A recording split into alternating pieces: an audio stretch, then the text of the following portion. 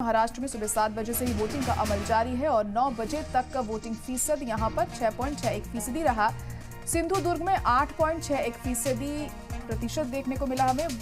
यवतमाल में 7.71% वोटिंग हुई। मुंबई शहर में 7.51% वोटिंग दर्ज की गई। मुंबई ग्रामीण में 7.88% वोटिंग दर्ज की गई है।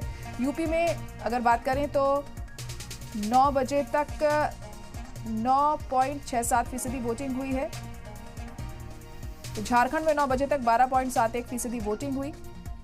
तो महाराष्ट्र में 9 बजे तक 6.61% वोटिंग दर्ज की गई है। सिंधुदुर्ग में 8.61% वोटिंग हुई। यवतमाल में 7.71% वोटिंग हुई। मुंबई शहर में 7.51% वोटिंग हुई है।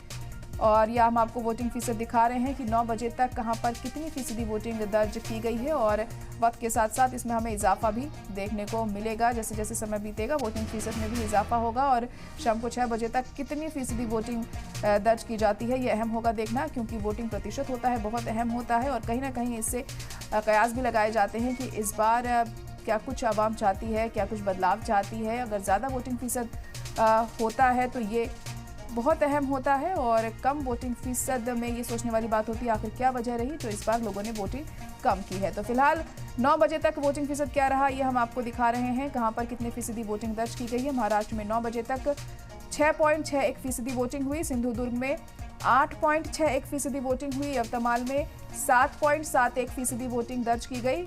और मुंबई शहर में 7.51% वोटिंग दर्ज की गई।